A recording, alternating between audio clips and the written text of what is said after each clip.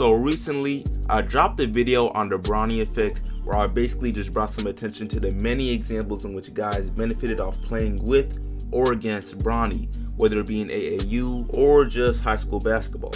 And in that video, I mentioned guys like Mikey, of course, Dior Johnson, Jazeer, and some others. And while making that video, I left off some guys purposely, but there were others that I genuinely somehow forgot. And the comments were sure to let me know that the whole video was basically invalid because of one big mistake. I accidentally left off Sky Clark. And by now you should be able to tell where I'm going with this. Today I'm just here to put some respect on this man's name because it's only right.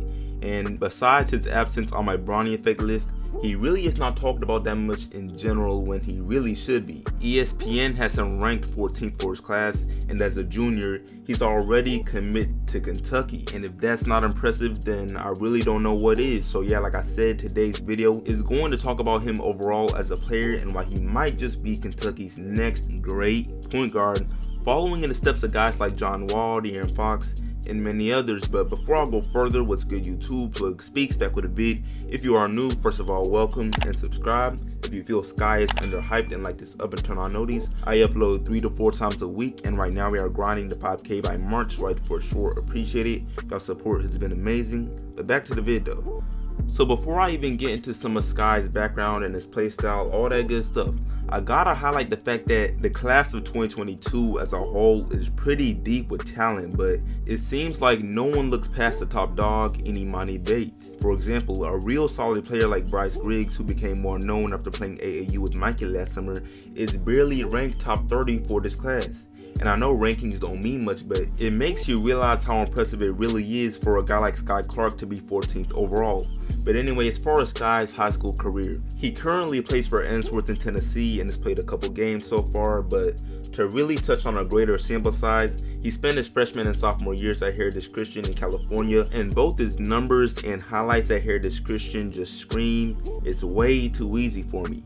And I say that because as a sophomore, he averaged about 25 points per game, 5 rebounds, and 4 assists, while leading his team to a 26-5 record. And as his 25-point average shows, this man can really score the ball in a way in which he scores it matches perfectly with his build. And I say that because he is listed at 6'2" and 185 pounds. So if his game included the majority of buckets coming from the paint, then you can make the case that he might struggle at higher levels since it gets harder to get those inside shots as a guard in college and the pros. But that argument does not work for Sky because he has a reliable jumper, smooth looking jumper that he often goes to off the dribble or off the catch, and he just uses it to punish his defenders. And speaking of off the dribble shots, Sky can really create his own shot off the dribble with his tight handles, and his high school defense he's facing simply has no answers for him. And I mentioned earlier that he's played just a few games so far for his new school, but my bad because I didn't let y'all know that in his first game for the school, his debut,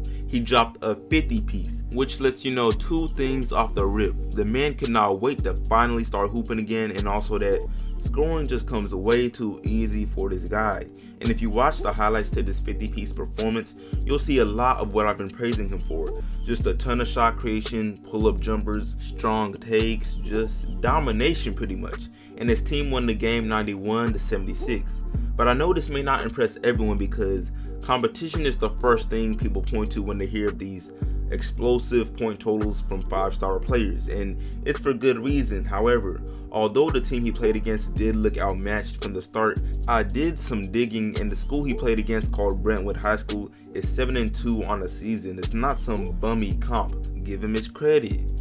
But anyway, that's enough praise about his buckets. Let me get into what else Sky does on the court and why he might just be Kentucky's best point guard, right behind some other great guards they've had. Well, first of all, we are talking about the point guard position, and the way I've described Sky thus far, you would assume he is a score-first point guard, which is true. It's rare you'll find an elite point guard nowadays that does not have a score-first mentality. However, I cannot just skip over his playmaking ability because there's a lot of good and some questionable things in this area of his game. But first, the good. Sky is very capable of finding his teammates, whether it's him making the right pass out of a double team, finding someone in the corner, or leading the way in transition. He knows how to get it to the good guys and enjoys the point guard role. Matter of fact, he's even let it be known that he feels like one of the biggest misconceptions about his game is the idea that he's more of a combo guard rather than a true point guard. And although his 5 assists average last year doesn't do much to vouch for his playmaking skills, I'll give him the benefit of the doubt and the belief that he really views himself as a true point guard, because numbers don't tell the full story, and even in his highlights, he may score a lot, but the effort to search for his teammates is there. However, I will admit his 4 turnovers per game average last year is pretty ugly, and it's hard to look past that when declaring someone as a true point guard. And I'm not trying to bash the man, but it only gets harder for point guards the higher you go, especially in college. The freshman point guards rarely have nice looking assist to turnover ratios, so this is definitely something he'll have to improve on as he prepares to go to Kentucky. But besides this, his scoring alone will take him a long way, and you may wonder, yo, how about the other parts of his game, like his defense? There's more to it than just playmaking and scoring.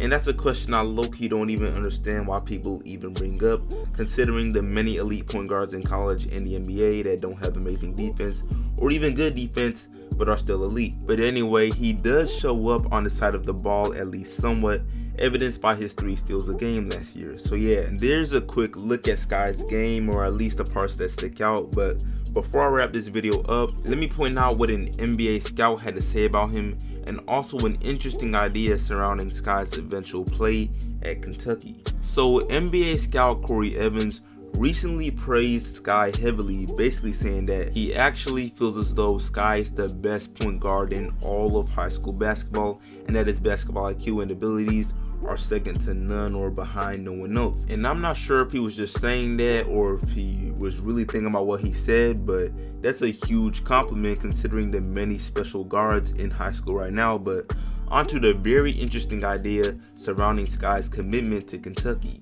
Well, right now, SKYY is a part of the class of 2022, so he has about 2 more years before suiting up for John Calipari and the Wildcats. However, he and his camp have let it be known that he's looking at the possibility of reclassifying so he can be part of the class of 2021. And he's not even just looking at the possibility, he is also really working towards it and doing the required steps so he has a real possibility or real chance at doing it if he wants to. And if you have any idea how badly Kentucky started their season this year, then you know that having someone like SKYY as soon as next year would be amazing, depending on how well his game translates to the college level. But yeah, just really think about that, because Kentucky might have a star-studded team next year, and I know they always recruit well, but I'm talking if BJ Boston stays for further development and Jaden Hardy doesn't decide to go pro, I cannot lie, they would really have themselves a team, at least on paper. Who knows how they would really play together. But anyway, that pretty much sums up this video. SKYY Clark is definitely a guy to keep your eyes on. He already gets media coverage, but I expect more and more people to talk about him as long as he continues to look so special out there